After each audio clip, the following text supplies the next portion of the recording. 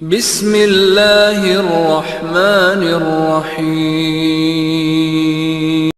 السلام علی اشرف الانبیاء والمرسلین نبینا محمد وعلی آلہ واصحابہ اجمعین وبعد۔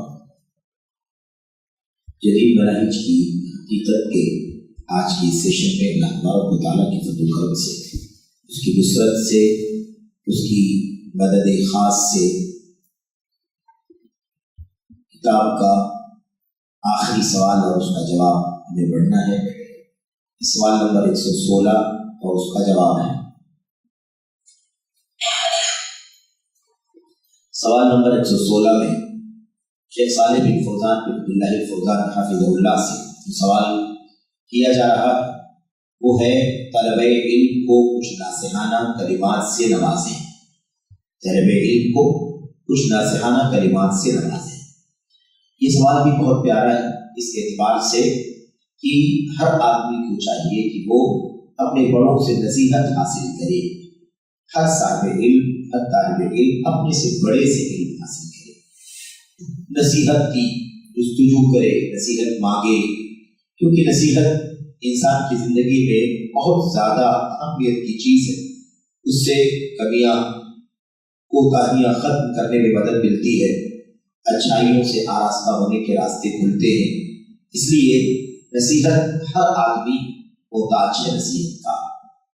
اللہ کے نبی علیہ السلام نے مسلمان پر 6 حقوق کا جب ذکر فرمایا تو آپ نے فرمایا تھا وَإِذَا اسْتَنصَحَكَ فَانصَحْ لَهُ، جب کوئی مسلمان آپ سے نصیحت مانگے تو آپ اسے نصیحت کریں، خیر خواہی کریں، اس کے ساتھ بھلائی کا معاملہ کریں، اچھے سے اچھی چیز جو اس کے حق میں بہتر ہو سکتی ہے آپ اسے بتائیں۔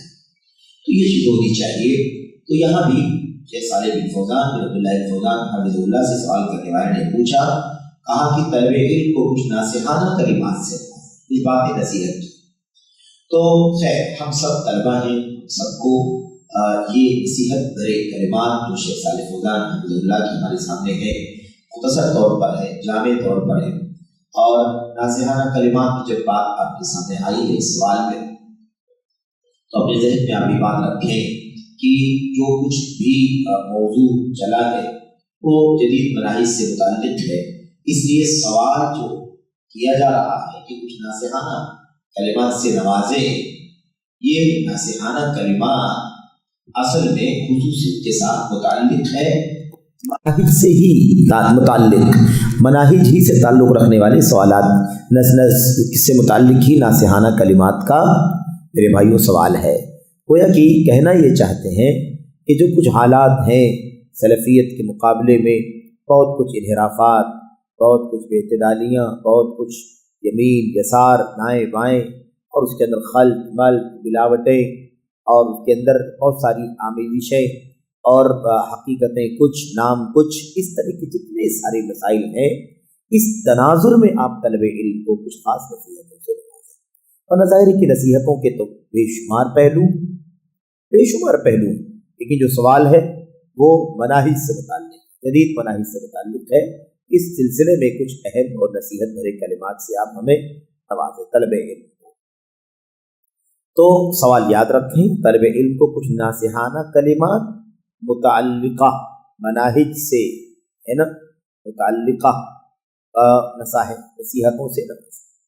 جواب میں شیخ صالح فوزان حافظہ اللہ فرماتے ہیں، کہتے ہیں ہم طلبہ کو اس بات پر ابھارنا چاہتے ہیں کہ وہ اللہ، اس کی کتاب، اس کے رسول، مسلمانوں کے امراء اور عام مسلمانوں کی خیر خواہی کریں، جیسا کہ رسول کریم صلی اللہ علیہ وسلم نے انہیں اس بات کا حکم دیا ہے۔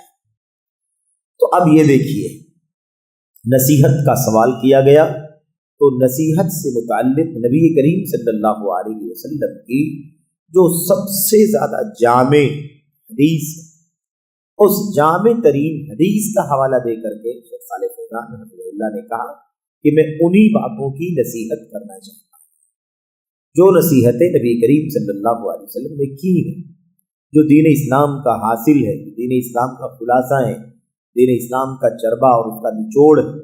اللہ کے نبی صلی اللہ علیہ وسلم نے حضرت تمیم داری رضی اللہ تعالیٰ عنہ کی مشہور روایت صحیح مسلم کے اندر اس میں انہوں نے کہا تھا اللہ کے نبی علیہ السلام سے، اور یہ سوال کی حدیث بڑی معروف ہے، بڑی مشہور ہے، اور خاص طور پر علامہ امام نووی رحمۃ اللہ علیہ نے اپنی کتاب الاربعون النوویہ کے اندر بھی اس حدیث کو نقل کیا۔ تو جو حدیث نبی کریم صلی اللہ علیہ وسلم کی خصوصیت کے ساتھ، ایسے تو ساری حدیثیں نبی کریم صلی اللہ علیہ وسلم کی جوامع الکلم پر مشتمل ہیں، لیکن بعض حدیثیں ایک دم خزانہ ہیں، اپنے اندر چند جملوں میں دنیا کی، آخرت کی، معیشت کی ساری بھلائیاں اللہ کے نبی علیہ السلام نے اکٹھا فرما دی ہیں۔ تو اللہ کے نبی علیہ السلام نے تمیم داری رضی اللہ تعالیٰ عنہ کی روایت میں آپ نے فرمایا الدین النصیحہ، الدین النصیحہ، دین خیرخواہی کا نام ہے، دین بھلائی چاہنے کا نام ہے۔ دین کس کا نام ہے؟ بھلائی چاہنے کا نام ہے۔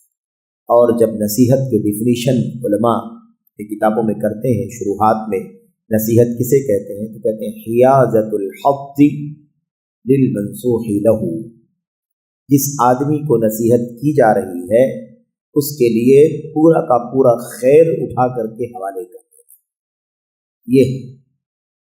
اور الدین النصیحہ یہ اتنی جامع تعبیر ہے، ہم لوگ اس وقت چونکہ اس حدیث کی شرح کے حساب سے نہیں گفتگو کریں گے، کیونکہ وہ تو اپنے آپ میں ایک الگ موضوع ہے اور بہت جامع اللہ کے نبی علیہ السلام کی حدیث ہے، تو اس کی تو بات ہی الگ ہے۔ لیکن صرف یہ بات کہ الدین النصیحہ، دین خیرخواہی کا نام ہے۔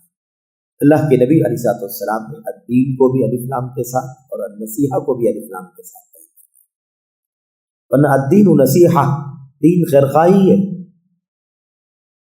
لیکن اللہ کے نبی نے کیا فرمایا؟ الدین النصیحہ، دین خیرخواہی ہے، خیرخواہی دین ہے، دین خیرخواہی۔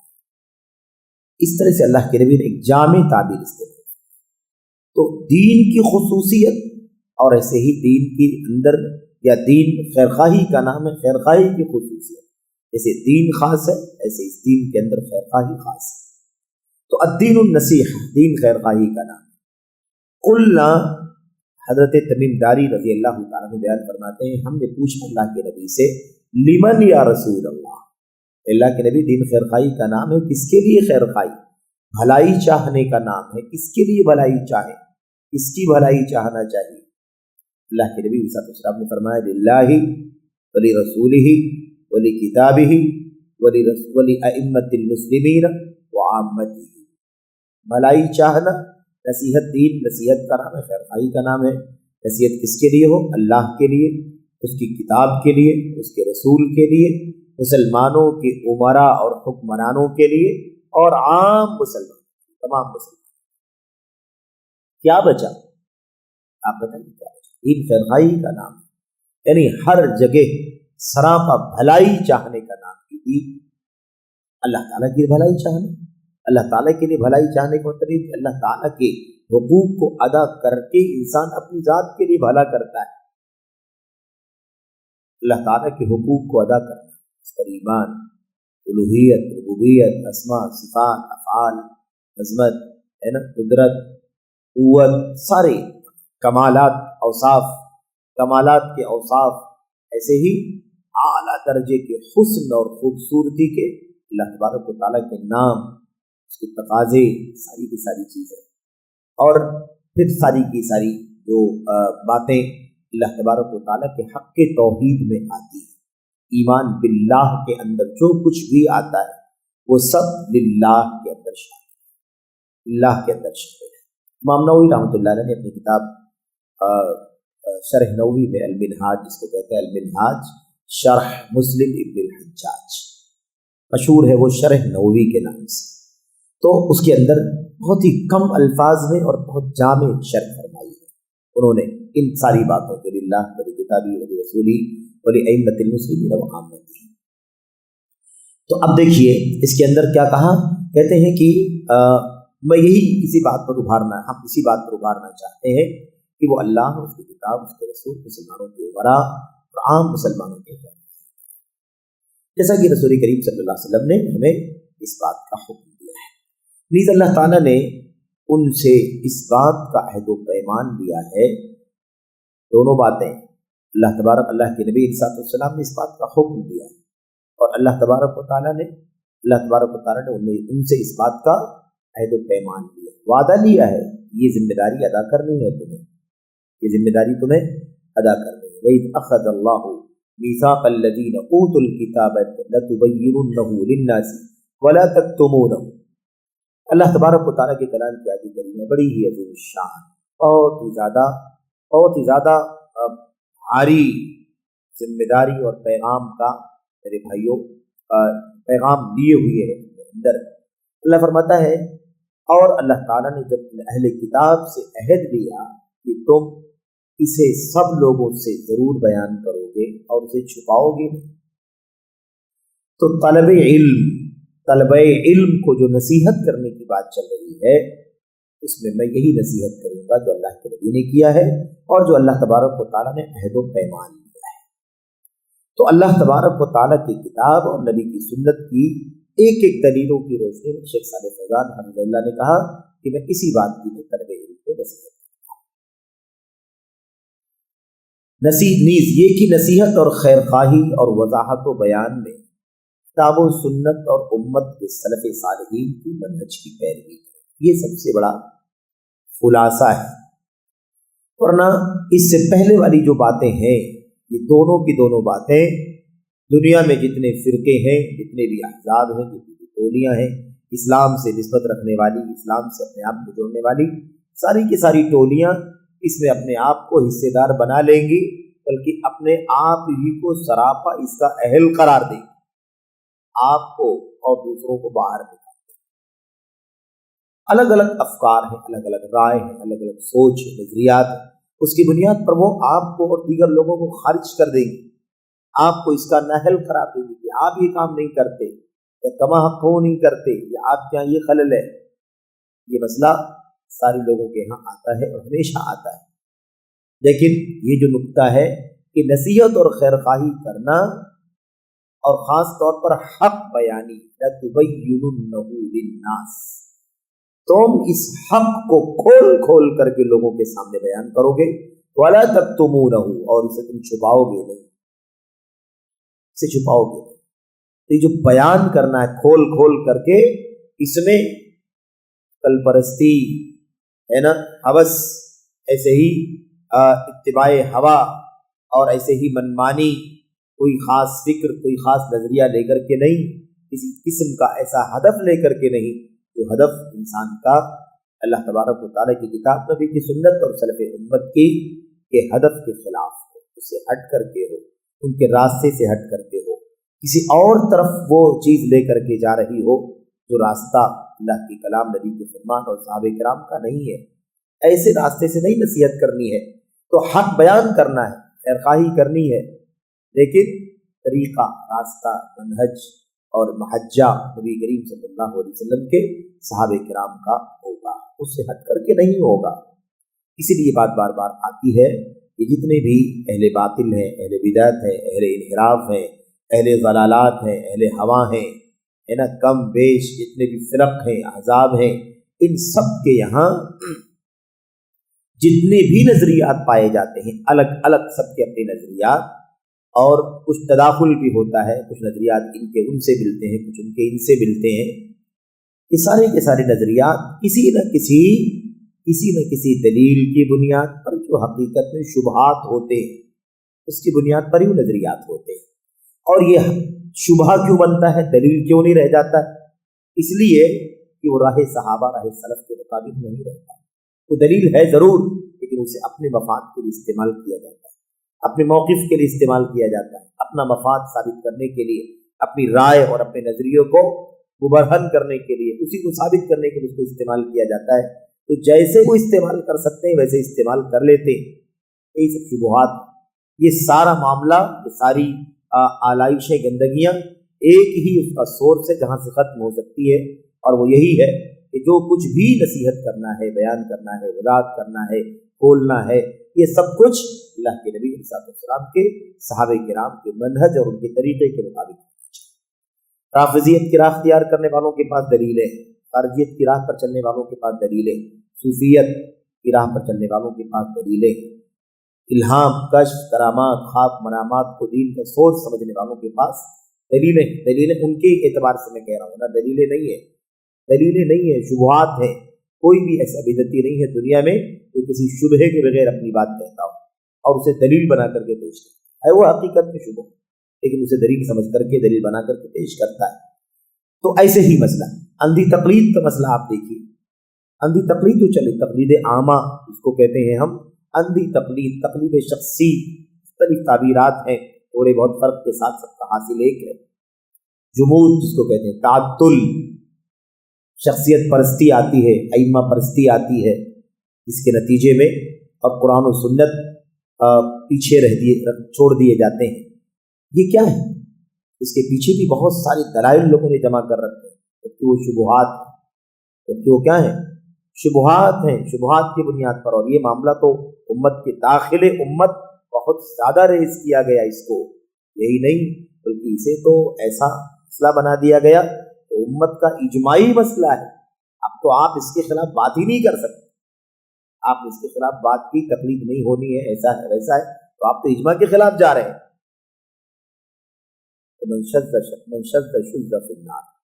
जो अलग हो गया वो जहन्नम में अलग थलग कर दिया जाए, ऐसा माहौल बनाने की कोशिश की जा रही है। तो ये सब भी क्या है?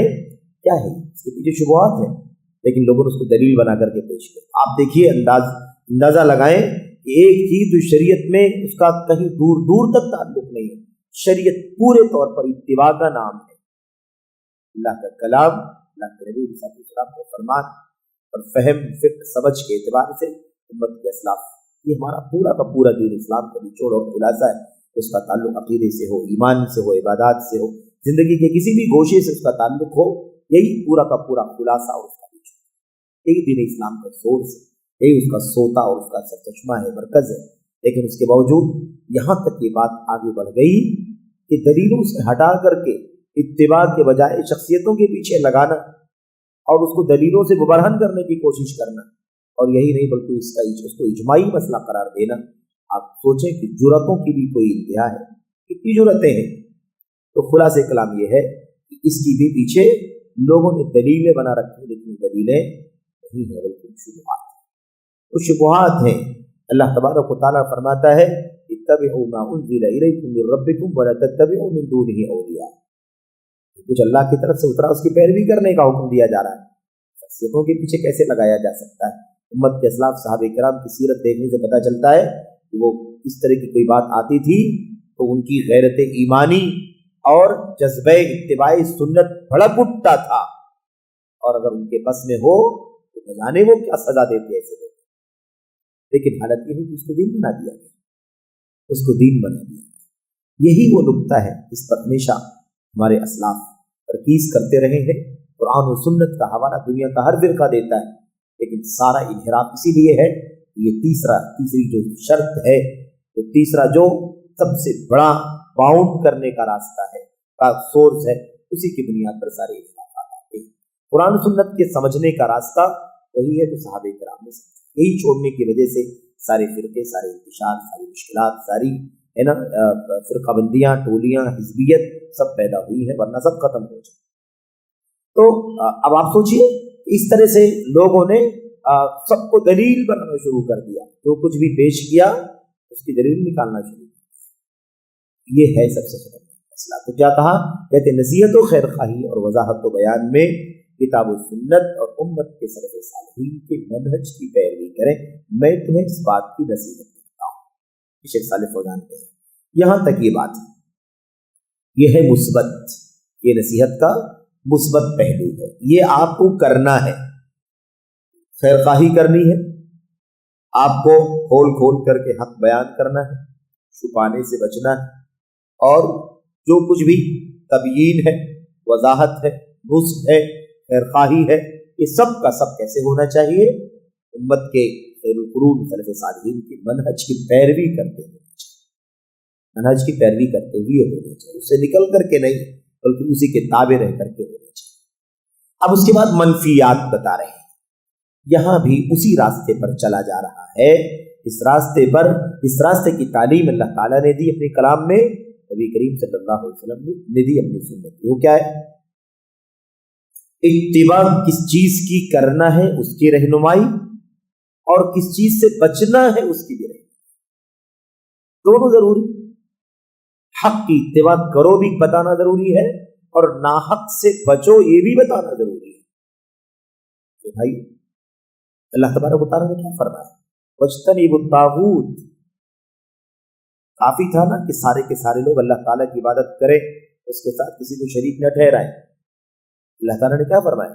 اللہ کی عبادت کرو اور طاغوت سے اجتناب، دونوں ضروری ہے بتانا۔ ایسا نہیں ہے کہ مثبت بات بتا دینے سے بقیہ جو کچھ بھی ہے وہ منفی ہے تو اس سے بچیے، خالی مثبت کی نہیں۔ یہ دین ہے، قرآن ہے، سنت ہے، صحابہ کرام کی سیرت ہے، سب ڈھلا ہوا ہے ان کی زندگیوں میں کہ مثبت کرنے کا حکم دینا ہے، تو گرچہ مثبت کو بتا دینے، مثبت کا حکم دینے سے یہ بات سمجھ میں سرسری طور پر آ جاتی ہے کہ اس کے سوا سب منفی ہے، لیکن یہ ضروری ہے کہ جیسے مثبت پر عمل کرنے کا حکم دیا جائے ایسے ہی منفی سے بچنے کا بھی حکم دیا جائے۔ تو توحید کا اگر توحید کا پیغام سنانا ضروری ہے تو شرک سے بچانے کے لیے اس کا اعلان کرنا، اس کی قباحت اور اس کا ضرر، اس کا نقصان، اس کی شناعت اور گندگی بیان کرنا بھی ضروری ہے، اس کی مذمت کرنا بھی ضروری ہے۔ قرآن کریم توحید کے حکم سے بھرا ہوا ہے تو رد شرک اور رد مشرکین سے بھرا ہوا ہے، رد شرکاء سے بھی بھرا ہوا ہے۔ تینوں چیزیں اس کے اندر، شرک کی تردید، شرک کرنے والوں کی تردید، شرکاء جن کو شریک کیا جا رہا ہے ان کی بھی بے بسی، بے کسی، کمزوری، ان کی بے وقعتی اور ان کی ناکارگی کو واضح کیا گیا، سب کھول کھول کر کے بے نقاب کیا گیا۔ مشرکین مکہ تو کہتے تھے ہمارے باپ دادوں کو برا بھلا آپ کیوں کہتے ہیں؟ آپ ہمارے باپ دادوں کو برا بھلا کہنا چھوڑ دیں، کیونکہ شرک کرنے والے، اور ہمارے دیوی دیوتاؤں کو آپ برا بھلا بولتے ہیں، اس کو آپ کرنا چھوڑ دیں۔ تو خلاصے کلام یہ کہ ایسی سیم آپ ہر جگہ لے لیجیے۔ بدعت کی تردید ہونی چاہیے، اہل بدعت کی تردید ہونی چاہیے، جن چیزوں کو دین میں شامل کر دیا گیا وہ بدعات، ایک عمل بدعت، اس کی مذمت ہونی چاہیے، بدعت کرنے والوں کی مذمت ہونی چاہیے، ایجاد کرنے والے ہوں یا عمل کرنے والے ان کی مذمت ہونی چاہیے، اور مبتوع آبی جس کے ذریعے سے بدعت ایجاد کی گئی یہ شامل کیا گیا، اس کی برائی ہونی چاہیے۔ شامل کیا گیا ہے کہ غلط، اس کا دین سے کوئی تعلق نہیں، اس میں یہ عیب ہے، اس میں یہ عیب ہے، اس میں یہ عیب ہے، اس میں یہ مذمت، ساری چیزیں کھول کر کے بیان ہونی چاہیے۔ تو یہ ضروری ہے میرے بھائیوں، یہ ساری چیزیں بہت سارے دلائل سے مبرہن ہے قرآن و سنت کے، ایسا نہیں ہے کہ کوئی اکا دکا بات ہے اور اس میں پیچیدگی ہے اور بہت زیادہ استخراج ہے اور استقصاء ہے اور بہت مشکل سے کوئی مسئلہ نکال کر کے پیش کرنا، ایسی کوئی بات نہیں، ظاہر باہر متضافر کھلا کھلا مسئلہ ہے، ہر طرف اس کے دلائل بھرے بھرے ہوئے۔ اچھا تو کیا کہتے ہیں؟ کہتے اسی طرح، یعنی کیا ہے اسی طرح؟ جو عطف آپ دیکھ رہے ہیں نا اسی نصیحت کا حصہ ہے، جو نصیحت کر رہے ہیں شیخ اسی نصیحت کا حصہ، اسی طرح یعنی یہ بھی میری نصیحت کے اندر شامل ہے، آپ کو نصیحت جو کر رہا ہوں اس میں یہ بھی شامل ہے۔ کیا؟ اسی طرح خوارج اور معتزلہ کے منہج سے دور نہیں، خوارج اور معتزلہ کے منہج سے، خوارج کا منہج کیا ہے؟ بہت آسانی سے جھٹکے سے دین اسلام سے باہر نکال، دین سے خارج کر دے، اور پھر وہ جو ساری تفصیلات آپ نے سنا ہے، ولی امر کے خلاف جھنڈا بغاوت کا اٹھانا، عوام الناس کو اکسانا، دونوں کے درمیان راعی رعیہ کے درمیان نفرت اور دشمنی پیدا کرنا، یا ایسے ہی علم سے دور کرنا، اہل علم سے دور کرنا لوگوں کو، اور بجائے اس کے کہ ولی امر سے غلطیاں اگر ہو رہی ہیں تو اصول و ضابطے کے مطابق، سنت الشریعت کے مطابق کیا حقوق بنتے ہیں اس کا اسے بروئے کار لایا جائے، اس پر عمل کیا، اس کے بجائے ان کی برائیاں لا کر کے برسر منبر اور برسر میدان، آج کل تو میڈیا ہے اس کے ذریعے سے ساری دنیا کے سامنے عام کیا جائے، اور ان سے نفرت دلانے کی اور لوگوں کے دلوں میں نفرت بھرنے کی کوشش کی۔ اللہ کے نبی نے فرمایا تھا کہ سب سے بہترین ائمہ اور عمرا تمہارے وہ ہیں من تدعون لهم ويدعون لكم، غالباً الفاظ روایت کے شاید ہو سکتا ہے مجھے زبان پر صحیح سے نہ ہو، کما قال نبی صلی اللہ علیہ وسلم کہ سب سے بہتر ائمہ اور عمرا تمہارے وہ ہیں جو تمہارے لیے دعا کریں اور تم ان کے لیے دعا کرو، وشرار ائمتکم الذین تلعنونهم ویلعنونکم، اور تمہاری بدترین ائمہ وہ ہے جو تم پر لعنت کرتے ہو اور تم ان پر لعنت کرتے ہو۔ یہ ہے شر اور خیر کا معیار۔ اور لوگوں نے کیا بنا رکھا ہے؟ لوگوں نے بنا رکھا ہے کہ جو ائمہ اور حکمران اور شاہان کی مذمت نہ کریں، برائی نہ کریں، ان کی عیبجوئی نہ کریں، وہ سب سے بدترین لوگ ہیں۔ اور جو برائی کرنے والے ہیں، عیبجوئی کرنے والے ہیں، گالیاں دینے والے، لعنت بناوت کرنے والے اور ان کی جان مال کو حلال سمجھنے والے لوگ ہیں، اس کی دعوت دینے والے لوگ ہیں، وہ سب سے بڑے خیر خواہ ہیں امت کے لیے، اور سب سے بڑے خیر خواہ ہیں عوام کے لیے، خواص کے لیے، اور سب سے زیادہ وہ پیروکار ہیں کتاب و سنت کے اور اس کے درمیان۔ یہ باور کرانے کی کوشش کی ہے۔ تو خوارج کے منہج سے بچنا، اور ایسے ہی معتزلہ کا منہج، معتزلہ جب کہہ دیا جائے آپ سمجھ لیجیے کہ عقلانیت کے، عقل پرستی کے، لاجک کے، دانشوری کے جتنے راستے ہیں دین کو ماننے کے لیے اور دین میں جن چیزوں سے بچنا ہے اس کے لیے عقل کا استعمال کرنے کے جتنے بھی میرے بھائی راستے چل رہے ہیں، سب کے سب اس اعتزال کے اندر شامل ہو رہے ہیں۔ عقل پرستی کی بنیاد پر حکم الہی کو ٹھکرانا، حکم رسول کو ٹھکرانا، فہم سلف کو ٹھکرا دینا ہے کہ نہیں؟ اب عقل پرستی کی بنیاد پر معجزات کا انکار کرنا، حدیث کا انکار کرنا، خواہ بخاری کے اندر کیوں نہ ہو، ہے کہ نہیں؟ انبیاء علیہ السلام کے ایک طرف عصمت کی بات کرنا، دوسری طرف اپنی عقل کی بنیاد پر ہی اللہ تبارک و تعالیٰ کے انبیاء علیہ السلام کے معجزات کا انکار کر دینا، ان کی عظمتوں کا انکار کر دینا، ان کے لیے بہت ساری آیات بینات اللہ تبارک و تعالیٰ نے اتاری ہیں، ان کا انکار کر دینا، جیسے عقل کے نتیجے میں، عقل پرستی کے نتیجے میں۔ ایسے ہی بہت ساری چیز حدیث میں کیڑے نکالنا، ہے کہ نہیں؟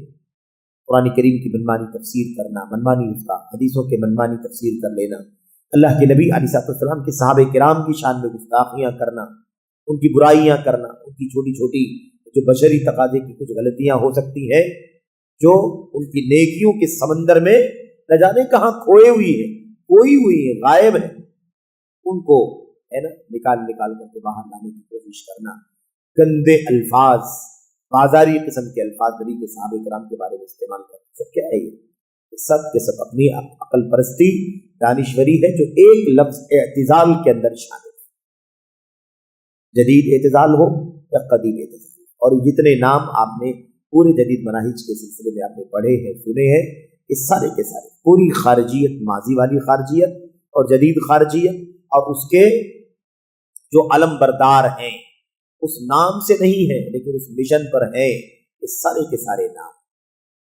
جتنے بھی نام آپ نے سنے ہیں، حسن بننا ہو، سید قطب ہو، محمد قطب ہو، اور محمد سرور نائب زین العابدین ہو، مولانا مودودی ہو، یا اور جو بھی ان کے راستے پر چلنے والے آج کل کے لوگ ہیں، قرضاوی ہے، یا آج کل جو سعودی عرب کے اندر اور دیگر خلیج کے ممالک میں یا گلف وغیرہ کے باہر، گلفی کے لوگ ہیں باہر رہتے ہیں، مثال کے طور پر یورپ وغیرہ میں، یہ سارے کے سارے لوگ ہے نا، اس کے اندر یہ اس وقت ان کے خاص مطلب علم بردار ہیں، زبان سے، قلم سے، میڈیا سے، مقبولیت سے فائدہ اٹھا کر کے خارجیت کو، اعتزال کو بڑھاوا دینے کا کام سمجھ رہے ہیں۔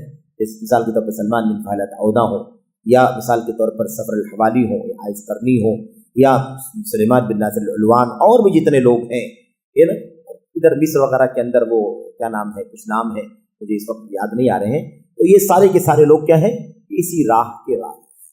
تو اعتزال خوارج کی منہج کیا کہا، اسی طرح خوارج اور معتزلہ کی منہج سے دور رہے۔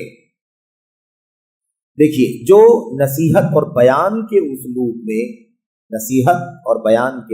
میں مسلم حکمرانوں کے خلاف بغاوت، ان کی ہرزہ سرائی، بے عزتی، شدت و جارحیت اور نفرت انگیزی کا رویہ اپنا، نصیحت کے نام پر ہی یہ کام ہو رہا ہے۔ کیا کہتے ہیں یہ سارے خارجی، کیا کہتے ہیں، ہم سے زیادہ کوئی دین اور امت کے لیے خیر خواہ نہیں ہوگا، یہ حکمران دیکھو یہ گناہ کا کام کر رہے ہیں، یہ گناہ کا کام کر رہے ہیں، یہ ایسا کر رہے ہیں، یہ ایسا کر رہے ہیں، یہ صغیرہ کر رہے ہیں، یہ کبیرہ کر رہے ہیں، دائرہ اسلام سے باہر ہو گئے ہیں، ایسے لوگوں کو اپنا حاکم کیسے بنایا جا سکتا ہے، اس لیے ان کے خلاف بغاوت کا جھنڈا اٹھاؤ، اور اگر یہ مانتے تو ٹھیک ہے ورنہ فوریز ہی کرو، ہتھیار اٹھاؤ۔ تو یہ سارے کام کس نام پہ ہو رہے ہیں، نصیحت اور خیرخواہی کے نام پر ہو رہے ہیں، نصح کے نام پر، خیرخواہی کے نام پر، حق کا علم لے کر کے ہم اٹھیں، اس نام پر یہ سارے کام ہو رہے ہیں۔ کہہ رہے ہیں کہ نصیحت خیر خواہی کرنا ہے، بیان کرنا ہے، حق پہنچانا ہے، لیکن اس میں معتزلہ اور خوارج کے منہج سے اپنے آپ کو بچانا ہے، جن لوگوں نے صاحب کہتے ہیں جو نصیحت اور بیان کے اسلوب میں، نصیحت اور بیان کے انداز میں مسلم حکمرانوں کے خلاف بغاوت، ان کی ہرزہ سرائی یعنی اول پول بولنا، گالی گلوچ کرنا، ان کے خلاف بدزبانیاں کرنا، شدت و جار بے عزتی کرنا، تشہیر کرنا، ایسے ہی شدت و جارحیت یعنی کیا مطلب، ایموشن، جذباتیت، سخت گیری کا جو رویہ ہوتا ہے یہ، اور نفرت پھیلانے کا طریقہ، یہ سارے کام کرتے ہیں معتزلہ اور خوارج۔ اور یہ بات بار بار ہم لوگوں نے پڑھی ہے کہ ناموں سے مطلب نہیں ہے، موقف اور مشن سے تعلق رکھتی ہیں چیزیں، چاہے اس نام سے معتزلہ اور خوارج کے نام سے آج کی فرقہ ہمارے بیچ میں ہو یا نہ ہو، لیکن جو کام ان کا تھا اسی کام، اسی مشن پر جو لوگ بھی قائم ہیں آج یا بعد میں بھی قائم رہیں گے، ان کو اسی سے جوڑا جائے گا، نام ان کا کچھ بھی ہو سکتا ہے، اس لیے یہ بات واضح ہے۔ تو ان لوگوں کا کام کیا ہے؟ ان لوگوں کا کام یہی ہے جو ماضی کے خوارج کا تھا، بلکہ میں سمجھتا ہوں اور ہمارے علماء نے، ہمارے بڑوں نے بہت کچھ لکھا ہے کتابوں میں کہ بہت ساری ایسی چیزیں، انحرافات کی جدید خوارج میں، جدید معتزلہ میں، اعتدال جدید کا رویہ اور خارجیت کا رویہ رکھنے والوں میں بہت ساری چیزیں بڑھ گئی ہیں جو ماضی کے خوارج میں نہیں تھی۔ قدیم خوارج میں جو چیزیں نہیں تھی وہ اس دور کے خوارج میں، جو اس نام سے نہیں جانے جاتے، دوسرے ناموں سے جانے جاتے ہیں، لیکن ان کے یہاں بہت ساری چیزیں مزید ہیں جو پہلے والوں کے ہیں۔ یہ مسئلہ ہے، اور یہ ظاہر بات ہے کہ یہ تو تقاضوں سے تعلق رکھنے والی چیزیں ہیں۔ آج کل کا دور ہے تو آج کل کے دور کے حالات کیسے ہیں، وہ حالات زمانے میں نہیں تھے۔ آج کل میڈیا کی طاقت ہے، پروپیگنڈا کی طاقت ہے، اور تھوڑا بہت کہیں نہ کہیں ماضی میں ہو سکتا ہے کسی چیز کی کوئی رعایت کرتا رہا ہو کسی بنیاد پر، آج تو بھی باقی نہیں بچا، سمجھ رہے؟ اور یہ ہر چیز میں، ہر پہلو سے اس چیز کو آپ سمجھیں۔ آپ دیکھیں شیخ الاسلام محمد بن عبد الوہاب رحمۃ اللہ علیہ نے تو فوائد الاربع میں کیا لکھا، کہاں یہ بنیادی بات، ایک چوتھا جو قاعدہ ہونا چاہتے ہیں، کیا کہا ماضی کے مشرکین اور آج کل کے مشرکین میں بھی ایک بہت بڑا فرق ہے۔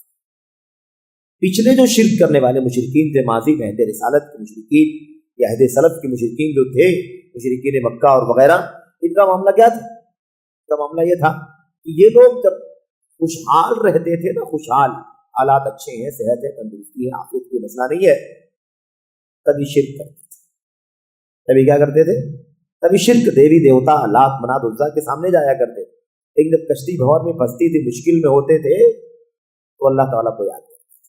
لیکن آج کل کا مشرک خوشحالی میں بھی بدحالی میں بھی، دونوں حالت میں اللہ تبارک و تعالیٰ کے در کو چھوڑ کر کے غیر اللہ کے در پر جاتا ہے، سر ٹیکتا ہے۔ تو آپ دیکھیے، یہ اندازہ لگا لیجیے کتنا فرق ہے۔ تو اس طرح کے مسائل آج بھی موجود ہیں، دیگر بہت سارے پہلوؤں میں اس کا تجزیہ کرنے کی ضرورت ہے، بہت ساری چیزیں ہمارے سامنے اس کی مثال میں آ جائیں۔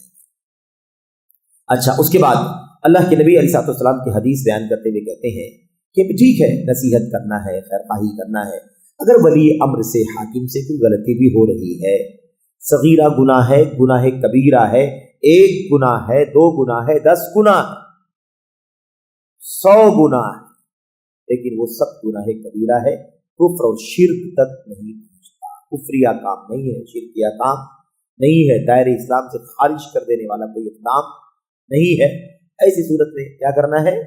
ایسی صورت میں ہمیں انہیں دائرہ اسلام سے باہر نہیں نکالنا۔ لیکن یہ لوگ نصیحت اور خیر خواہی کے نام پر اس رویے کو اختیار کرتے ہیں جو خوارج کا اور معتزلہ کا رویہ ہے۔ اللہ کے نبی علیہ السلام نے فرمایا تھا یسروا ولا تعسروا، آسانی پیدا کرو، مشکل پیدا نہ کرو، اور کیا کہا تھا وبشروا ولا تنفروا، اور خوشخبری سناؤ، بشارت دو، نفرت مت پیدا کرو، نفرت نہ دلاؤ۔ اس سے کیا معلوم ہوتا ہے؟ اس سے معلوم یہ ہوتا ہے، یہ حدیث اللہ کے نبی علیہ السلام کی جو آپ نے حکم دیا ہے، اس کی بہت ساری حدیثوں میں بہت زیادہ وضاحت بھی موجود ہے۔ جیسے لکھا اللہ نے آسانی کرو، مشکل مت پیدا ہے نا، بشارت سناؤ اور نفرت پیدا مت کرو، نفرت مت دلاؤ۔ اس کی تفصیل اللہ کے نبی کے حدیث میں موجود ہے۔ اللہ کے نبی نے فرمایا من कान इंदहु मिन अमीरिही शै, जिस आदमी के पास अपने अमीर के सिलसिले में कोई एतराज, फलयखलु बिही, उसे चाहिए कि उसके साथ तन्हाई में हो जाए। उसके साथ कैसे हो जाए?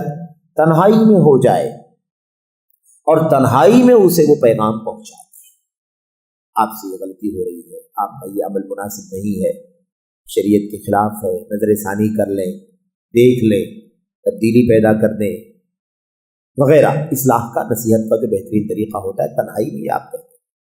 अल्लाह के नबी ने फरमाया फ़इन क़बिला मिनका, अगर आपकी ये बात उसने कबूल कर ली अल्हम्दुलिल्लाह, लेकिन अगर नहीं माना, मिसाल के तौर पर आपने एक बार, दो बार, चार बार कह दिया और नहीं माना, तो आपको आगे नहीं बढ़ना है, आपको आगे नहीं बढ़ना है। फ़क़द अद्दैत मा वजब अलैक, आपके ऊपर जो वाजिब की जिम्मेदारी थी, आपने अपनी जिम्मेदारी अदा कर पहुंचा दिया आपने, अल्लाह के यहाँ बरी हो गए। अल्लाह ताला आपसे ये नहीं कहेगा कि आपने तो पहुंचाया, आपने पहुंचा दिया, इसके आगे कोई कदम नहीं उठाना है। इसके आगे क्या करना है?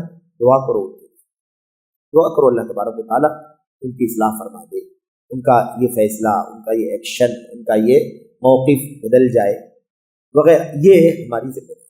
सर, इस पर तो काफ़ी बातें हम लोगों ने पढ़ी हैं अल्लाह के नबी सल्लल्लाहु अलैहि वसल्लम के हदीसों से, और सलफ़ उम्मत के अक़वाल, आसार, फ़ुज़ैल बिन इयाज़, इमाम अहमद बिन हम्बल और दीगर बहुत सारे इस्लाफ के अइम्मा के ज़रिए से। तो खुलासे कलाम क्या है कि इसकी तफसील भी मौजूद है। आसानियाँ पैदा करो, मुश्किलात मत पैदा करो, बशारत सुनाओ, नफरतें मत दिलाओ, ये होना चाहिए। बशारत सुनाओ, मिसाल के तौर पर आवाम को ये लोग भड़काते हैं, आवाम को, रियाया को भड़काते हैं, देखो ऐसा करते हैं, देखो ऐसा करते हैं।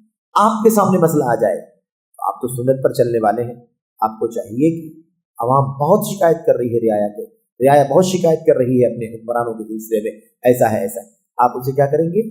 आप यही बात बशिरू वला बशारत सुनाओ, इत्मीनान दिलाओ, परेशान मत हो, सब्र से काम लें, इंशाअल्लाह तबारक व तआला बहुत जल्द मसाइल हल हो जाएंगे। इस सिलसिले में पैगाम पहुँचाया जाएगा। अल्लाह की ज़ात से उम्मीद है कि खैर होगा, उम्मीद है कि वो नसीहत कबूल करेंगे। अल्लाह से दुआ भी हमें करनी है। तो बशारत, खुशखबरी लो, धीरे धीरे हालात अच्छे हो जाए। और इनका तरीका, और नफरत न दिलाओ, नफरत न दिलाओ। इनका तरीका क्या है? नफरत दिलाने से शुरुआत होती है, नफरत दिलाने ही से इनका काम का आगाज होता है। और उसी को नसीहत का नाम देते हैं, खैरखाही का नाम देते हैं, हक पहुंचाने का नाम देते हैं, इसी को दीनदारी, इसी को गैरत कहते हैं, इसी को ईमान और तक़वे का नाम देते हैं।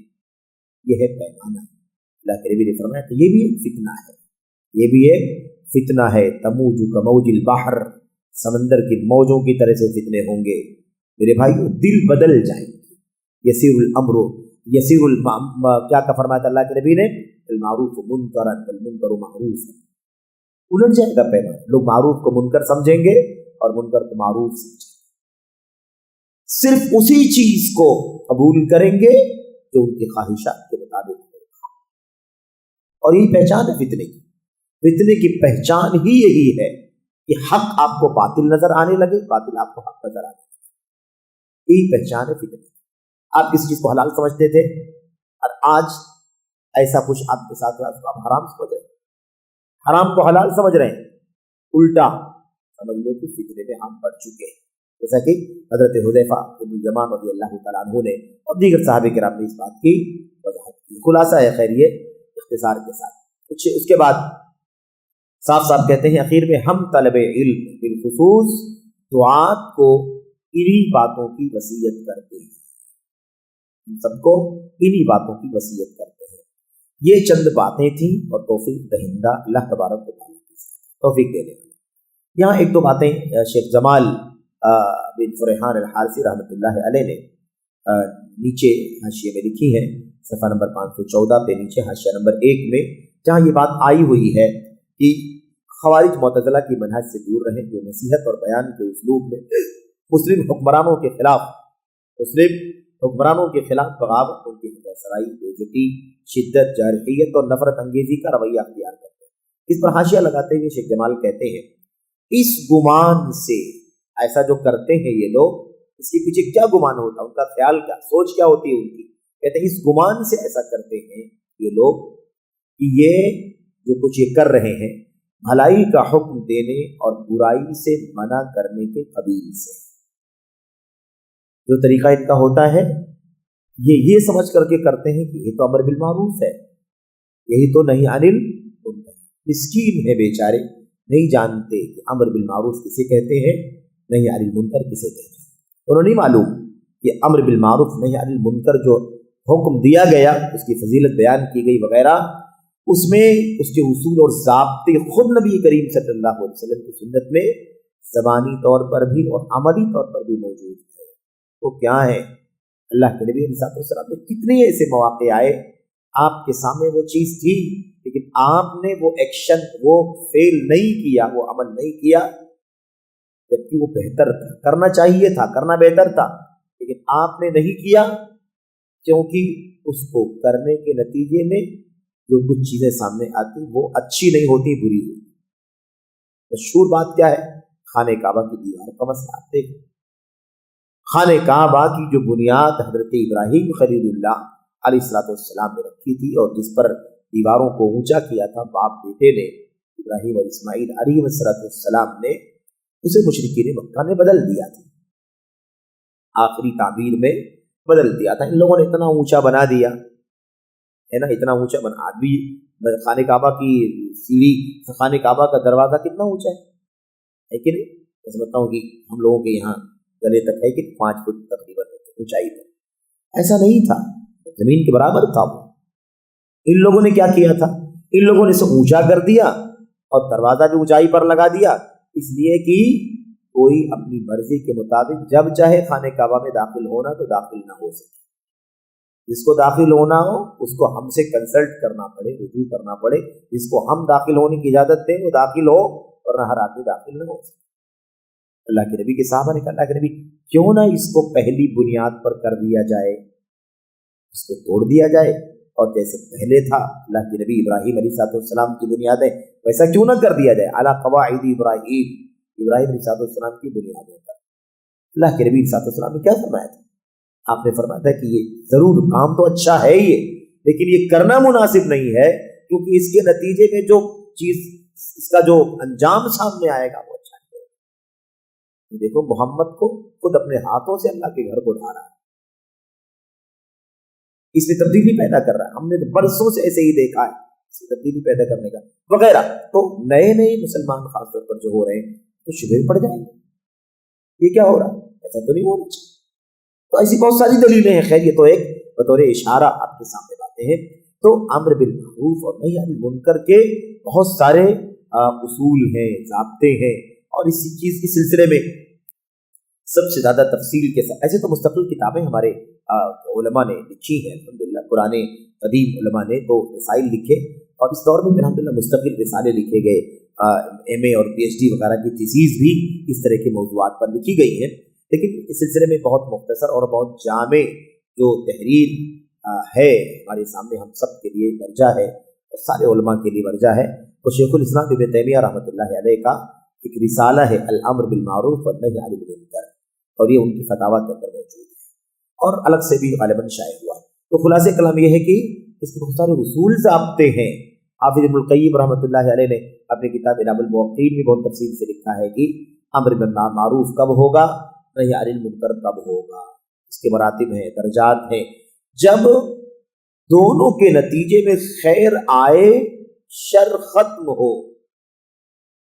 عمومی طور پر پیمانہ کیا ہے؟ امر بالمعروف، بھلائی کا حکم دینے سے، برائی کو روکنے سے، نتیجے کے طور پر اگر خیر اور بھلائی ملتی ہے تو ہی یہ کام کرو، ورنہ صرف اس لیے کہ یہ برا ہے منع کر دو اور یہ چیز بھلائی کی اس کا حکم دے دو، یہ نتیجہ نہ دیکھا جائے کہ اس کے نتیجے میں کیا ہوگا۔ اسی لیے کہتے ہیں کتنی مرتبہ ایسا ہوتا ہے کہ امر بالمعروف معروف نہیں ہوتا اور نہی عن المنکر خود منکر ہوتا ہے۔ لیکن یہ خوارج، عقل پرست، ہوس پرست جو لوگ ہیں جن کے پاس کتاب و سنت کے دلائل تو ہو سکتے ہیں، لیکن فہم ان کی اپنی ہے، منمانی ہے، ان کے سامنے سر امت کا فہم نہیں ہے، اس لیے اس طرح کے مسائل پیدا ہوتے ہیں۔ تو شیخ کہتے ہیں کہ اس گمان سے ایسا کرتے ہیں یہ کہ ایسا کرنا بھلائی کا حکم دینا ہے اور برائی سے روکنا ہے۔ ٹھیک ہے، بھلائی کا حکم دینا، برائی سے روکنا دین کا حکم ہے، لیکن اس کے اصول ضابطے ساری کی ساری تفصیلات کے ساتھ ملحوظ رکھنا ضروری ہے۔ خلیفہ راشد، ایک مثال شیخ جمال نے یہاں پر دی ہے بڑی پیاری۔ خلیفہ راشد عثمانی غنی رضی اللہ تعالیٰ عنہ کو بھی کسی نظریے سے قتل کیا گیا تھا، کسی نظریے سے قتل کیا گیا تھا۔ کس نظریے سے؟ یہ بھلائی کا حکم دینا اور برائی سے روکنے کا کام ہے۔ عثمانی غنی یہ غلط کر رہے ہیں، یہ غلط کر رہے ہیں، یہ غلط کر رہے ہیں، ان کو بھلائی کا حکم دینا ہے، برائی سے۔ حالانکہ یہ ان کی کج فہمی اور کم علمی ہے، کم علمی اور کج فہمی۔ کبھی کبھی علم ہوتا ہے لیکن فہم ٹیڑھا ہوتا ہے، اور یہ زیادہ مسئلہ رہا ہے۔ کم علمی بھی رہی ہے کیونکہ کج فہمی خود اپنے آپ میں کم علمی ہے، کیونکہ فہم سلف، فہم صحابہ علم کا بنیادی حصہ ہے۔ اس کے بغیر تو فہم حدیث، فہم قرآن و سنت مل ہی نہیں سکتا، دونوں چیزیں لازم ملزوم ہیں۔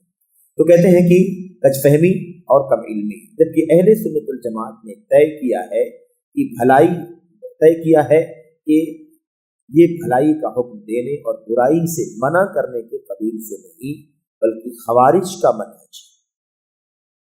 ولی امر نے کیا جرم کیا تھا کہ قتل کرنے کی سزا ان کو دی، قتل کرنے کی سزا دی۔ ایک ہی راستہ ہے نا قتل کرنے کا، ایک ہی راستہ۔ استثناء بھی اللہ کے نبی نے فرمایا، الا ان تروا کفرا بواحا عندکم من اللہ فیہ۔ لوگوں نے فرمایا، پوچھا اللہ کے نبی سے کہ اللہ کے نبی ایسے ایسے عمرہ آپ بتا رہے ہیں کہ ایسے ایسے حکمران، ایسے ایسے امیر، ذمہ داران آئیں گے مسلمانوں کے مستقبل میں، جن کے ہم بڑے عیوب، بڑی گمراہیاں، بڑے انحرافات ہوں گے، نماز میں کوتاہیاں ہے نا کریں گے، سستیاں کریں گے، یا مثال کے طور پر نماز کو لیٹ کر کے پڑھیں گے، یا جرائم، مثال شراب ہے، گناہوں کے کام ہے، معاصی ہے، منکرات ہیں، اور اسارہ کا مطلب جانتے ہیں نا، اسارہ کا مطلب ہوتا ہے حقوق دینے میں کمی بیشی کرنا۔ آپ کو زیادہ آپ کو ملنا چاہیے تو آپ کو چھوڑ کر کے فلاں کو ترجیح دے دینا، آپ کو نیچے کر دینا، فلاں کو اوپر وغیرہ، اس طرح کی باتیں اللہ کے نبی نے پیش کی۔ وہاں پر صحابہ نے کیا کہا تھا؟ افلا نقاتلوہم، کیا ہم انہیں قتل نہ کر دیں، ان سے لڑائی نہ کریں؟ اور جب قتال ہوتا ہے تو قتال میں قتل بھی ہوتا ہے۔ قتال کا مطلب ہی یہی ہوتا ہے کہ ادھر سے ادھر اور ادھر سے ادھر قتل کا سلسلہ، وہ ادھر والوں کو مار ڈالنے کی کوشش کریں، ادھر والے جان لینے کی کوشش کریں، یہ ہے قتال، لڑائی، مار پیٹ ہے نا، خوریزی۔ تو کیا ہم ان سے لڑے نہیں؟ اللہ کے نبی نے کیا فرمایا تھا؟ لا، نہیں لڑ سکتے، لڑائی نہیں کرنی ہے ان سے۔ ما صلو، جب وہ نماز پڑھ رہے ہیں، دیر ہی کر رہے ہیں، نماز کا انکار کبھی کیا ہے، دیر کر رہے ہیں، کبھی بیشی کر رہے ہیں، اولے وقت میں نہیں پڑھ رہے ہیں، آخری وقت میں پڑھ رہے ہیں، قضا کر دے رہے ہیں، نماز ہے ان کی زندگی۔ دوسری بات پہ اللہ کے نبی کیا فرمایا؟ جب تک کھلا کفر کرتے ہوئے انہیں نہ دیکھو اور اس کے کفر ہونے میں تمہارے پاس قرآن و سنت کی کھلی دلیل موجود ہے۔ یہاں بھی یاد رہے کہ اس میں کس کو مخاطب کیا گیا؟ اللہ کے نبی علیہ السلام کے صحابہ سامنے تھے، علم والے تھے، جن لوگوں نے پوچھا تھا یہ سوال وہ کبار صحابہ کرام تھے، سمجھ رہے ہیں؟ آپ نے ان کو کہا تھا تم دیکھو، یعنی کیا مطلب؟ یہ بھی پیمانہ یاد رہے کہ کسی کے عمل کو کفر قرار دینے کے لیے ہر ایرا گہرا تو گہرا نہیں آ جائے گا، یہ تو کفریہ کام ہے، اس کی گردن مار دینی چاہیے، یہ تو شرکیہ کام ہے، اس کی گردن مار دینی چاہیے، حرام ہے اس طرح کی بات کرنا۔ یہ فیصلے کون کرے گا؟ جو اس کا اہل ہوگا، جن کو پتا ہے کفر کیا ہے، جن کو پتا ہے کفر کی تقسیمات کیا ہیں، جن کو پتا ہے کہ کبھی بھی حکم لگانے سے پہلے میرے بھائیوں شرائط کا پایا جانا ضروری ہے اور موانع کا ختم ہونا ضروری ہے۔ سارے ضابطے ہیں، تفصیلات ہیں، ایک دو نہیں بلکہ ہزاروں صفحات پر چیزیں لکھی گئی، ساری چیزیں ان کو نہیں معلوم لے جائیں، بس یوں فوراً کوئی ایک لفظ پکڑا، تنفیذ کرنا شروع کر دیا۔ یہ ہے عام طور پر ہے نا اس طرح کے لوگوں کا رویہ، جو خوارج تھے اور جو ان کی راہ پر چلنے والے، آج بھی بہت سارے نوجوان اس طرح کی حرکتیں کرتے ہیں، اور ان کا سوچنا یہ ہوتا ہے کہ ہم سے زیادہ کوئی دیندار نہیں، ہم سے زیادہ کسی کو دین سے محبت نہیں، ہم سے زیادہ دنیا میں کوئی اصلاح اور خیر و بھلائی پیدا کرنا اور پھیلانے کی کوشش نہیں کرتا، ایسا تو کہتے ہیں کہ لیکن اہل سنت والجماعت نے یہ طے کیا ہے کہ ایسا کرنا، یعنی یہ جو رویہ حضرت عثمان غنی رضی اللہ تعالیٰ عنہ کے ساتھ کیا گیا تھا، یا ان سے پہلے عمر بن خطاب کے ساتھ کیا گیا تھا، ان کے بعد حضرت علی رضی اللہ تعالیٰ عنہ کے ساتھ کیا گیا، حسن بن علی رضی اللہ تعالیٰ عنہ کے ساتھ وغیرہ، یہ ساری کی ساری چیزیں یاد رکھیں یہ خوارج کا منہج ہے۔ یہ منہج، یہ راستہ کس کا ہے؟ خوارج کا ہے، جن کی ہمارے نبی محمد صلی اللہ علیہ وسلم نے مذمت فرمائی ہے، اور اس کتاب کے صفحات میں اس کا ذکر ہو چکا ہے۔ ظاہر ہے کہ بہت بار یہ موضوعات آئے ہیں اس سے پہلے، خوارج کا نظریہ کیا ہے۔ اچھا، اس کے بعد جی ہاں، یہ آخری چیز تھی جو ہم نے یہاں پر ہمیں جو یہاں اس سوال کے جواب میں اور اس کی تاریخ میں انہیں پڑھا۔ تو یہ آخری سوال تھا اس کتاب کا، جدید منہج کی حقیقت، جو شیخ صالح بن فوزان بن عبداللہ الفوزان حفظہ اللہ کے جوابات کا مجموعہ ہے۔ جوابات کا مجموعہ، سوالات کیے گئے، اور بیشتر سوالات بلکہ تقریباً سارے کے سارے سوالات منہج سے متعلق کیے گئے۔ انہوں نے مختلف مجلسوں میں ان سوالات کے جوابات دیے۔ ان کی شاگرد شیخ جمال نے رحمۃ اللہ علیہ سے جمع کیا، اس پر تعلیق لگائی، شیخ کو نظر ثانی کرنے کے لیے دیا، شیخ کی طرف سے تحریری موافقہ ملا، اور اس کے بعد یہ کتاب شائع ہوئی الحمدللہ۔ تو اب یہ اس کا یہ اردو والا ایڈیشن آپ کے سامنے تھا۔ تو یہاں پر 116 سوالات کے جوابات ہمارے سامنے موجود تھے۔ میں سمجھتا ہوں کہ ہم سب نے الحمدللہ اللہ کے فضل و کرم سے، اس کی توفیق سے، اس کی مدد سے سلفی منہج کو اس کے خلاف مناہج کو سامنے رکھ کر کے پوری بصیرت کے ساتھ سمجھنے کی کوشش کی ہے، اور ہم سب نے بہت کچھ سمجھا ہے، سیکھا ہے۔ بس اللہ سے دعا کرتے ہیں کہ اللہ عز و جل ہمیں ان باتوں کو گہرائی سے سمجھنے کی توفیق عطا فرمائے، اور اللہ تبارک و تعالی ہمیں اتنی پختگی اور اتنی مضبوطی اس میں عطا فرمائے کہ ہم بہکنے سے، بھٹکنے سے، اور کسی کے ورغلانے میں آ کر کے کسی اور راہ پر چل پڑنے سے بچنے کی کوشش کریں، اور ہم اس طرح کے انحرافات میں اپنے آپ کو کسی بھی طرح سے مبتلا نہ کریں۔ اللہ عز و جل تمام لوگوں کو جنہوں نے بھی اسے پڑھا ہے، سیکھا ہے، اور اس مشن میں جس کا جیسے بھی حصہ ہے، ہاتھ ہے، اللہ تعالیٰ سبوں کو اس کا نیک صلہ بدلہ عطا فرمائے۔ اللہ تعالیٰ جو کچھ ہم نے پڑھا ہے ہمارے لیے اسے نفع بخش بنائے، اور ہمیں علم نافع کی توفیق عطا فرمائے، عمل صالح کی توفیق عطا فرمائے، اور جو کچھ بھی اس کے پڑھنے، پڑھانے میں، بولنے میں، اس کی شرح میں، اس کی وضاحت میں جو کچھ بھی ہم نے غلط کیا ہے وہ ہماری طرف سے ہے۔ اللہ تعالیٰ سے استغفار کرتا ہوں، معافی مانگتا ہوں، اور شیطان کی طرف سے ہے، اور جو کچھ بھی خیر ہے وہ سراپا اللہ تبارک و تعالیٰ کا فضل ہے، اس کی عنایات ہیں، اس کی نوازش ہے، اس کا کرم ہے۔ اس میں ہمارا کوئی بھی میرے بھائیوں حصہ نہیں ہے سوائے اس کی کہ اللہ تعالیٰ کا خصوصی فضل و کرم ہے۔ اللہ تعالیٰ میں اس کی توفیق عطا فرمائے۔ اللہ تعالیٰ کی حمد کے ساتھ، شکریہ کے ساتھ اس مجلس کا اختتام کیا جاتا ہے۔ اللہ تبارک و تعالیٰ ہم سب کو علم اور عمل کی زندگی جینے کی توفیق عطا فرمائے، ہمیشہ راہ سلف، راہ سنت پر کاربند رہنے کی توفیق بخشے، اور جو اس راہ کے علماء ہیں، مشن کے جو علماء ہیں، انہی کو اپنا آئیڈیل، نمونہ، اسوہ سمجھ کر کے انہی کی رہنمائیوں میں رہنے کی توفیق عطا فرمائے۔ آمین رب العالمین۔ وصلی اللہ وسلم وبارک علی نبینا محمد وعلی آلہ وصحبہ اجمعین۔ السلام علیکم ورحمۃ اللہ وبرکاتہ۔